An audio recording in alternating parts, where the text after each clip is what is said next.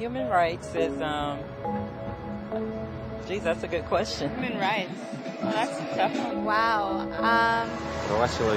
I don't even know how to give that a definition. I would probably have to do a little bit of homework or something. Yeah, any right that I think just as a normal, human, The rights that humans have. Oh, that's a very large debate. Més que cal que són mange ting. Tú le puedes preguntar a 20 personas y te van a dar 20 diferentes opiniones. Non saprei, una domanda complicatissima.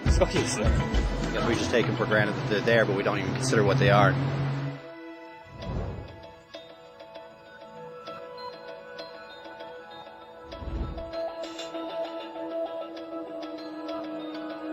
Human rights are the rights you have simply because you're human. It's how you instinctively expect and deserve to be treated as a person, like the right to live freely, to speak your mind, and to be treated as an equal. There are many kinds of rights. Most apply to a certain group. But human rights are the only ones that apply to absolutely everyone, everywhere.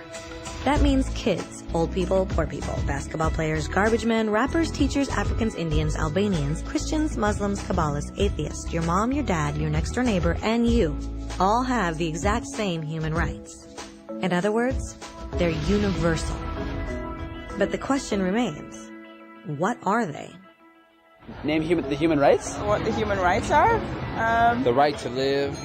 Equality between all peoples. Right to religion, the right to... Is there supposed to be a list somewhere I should be aware of? According to the United Nations, there are a total of 30 human rights, which are usually lumped together and called simply human rights. They're all listed out in the Universal Declaration of Human Rights, which is the world's most widely accepted document on the subject. But it was a long time in coming. At first, there were no human rights. If you were in with the right crowd, you were safe. If you weren't, well, you weren't. But then a guy named Cyrus the Great decided to change all that.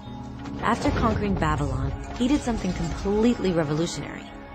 He announced that all slaves were free to go.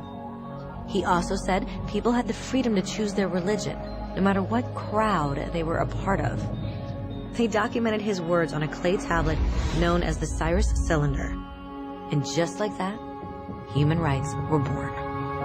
The idea spread quickly to Greece, to India, and eventually to Rome.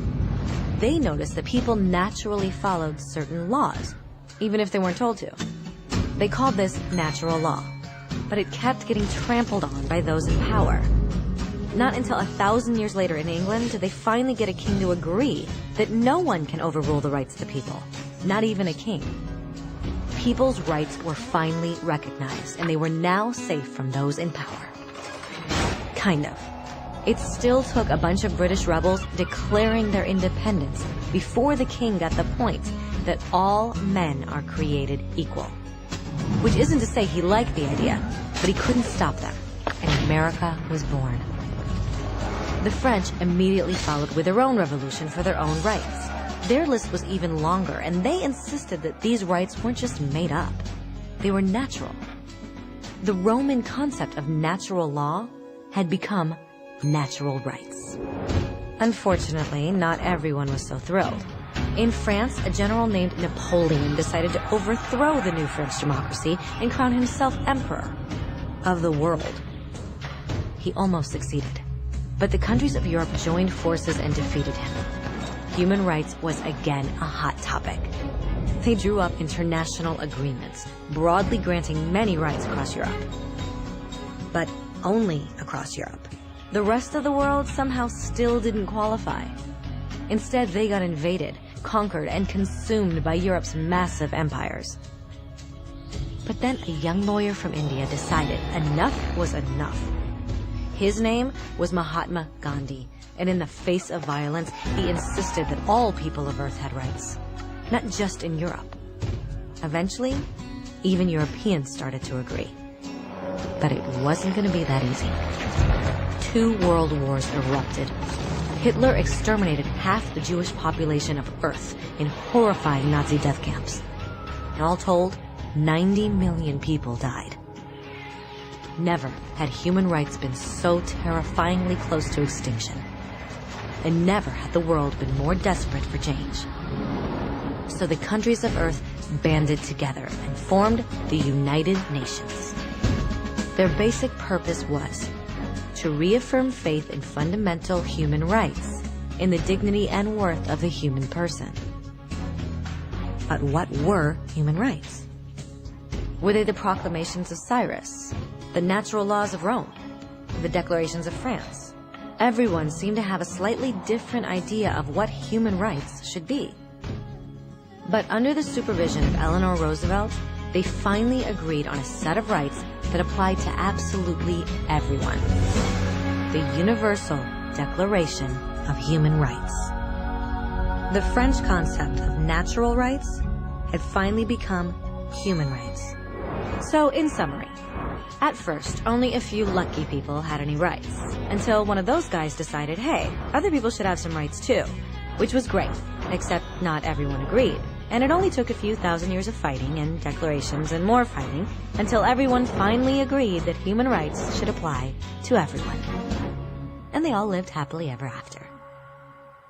Except for one little problem.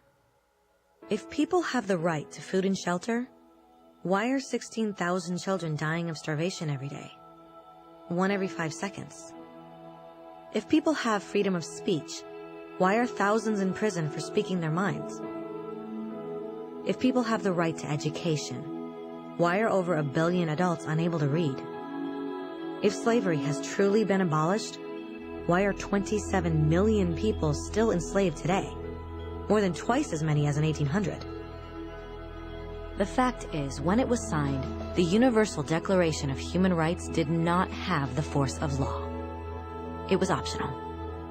And despite many more documents, conventions, treaties, and laws, it's still little more than words on a page. So the question is, who will make those words a reality? I have a dream today. When Dr. King marched for racial equality, he was marching for rights that had been guaranteed by the United Nations for almost 2 decades. But still, he marched.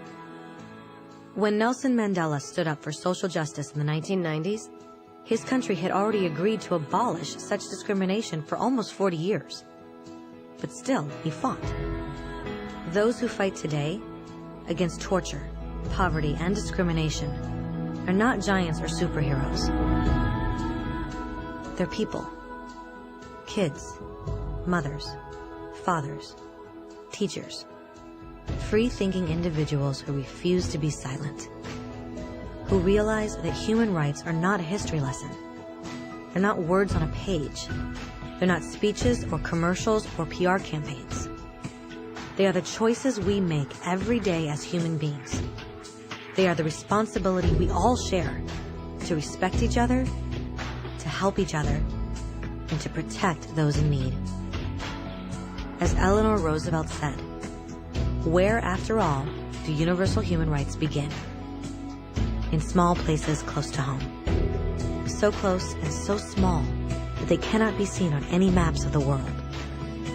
Yet they are the world of the individual person, the neighborhood he lives in, the school or college he attends, the factory, farm, or office where he works. Such are the places where every man, woman, and child seeks equal justice, equal opportunity, equal dignity without discrimination. Unless these rights have meaning there, they have little meaning anywhere.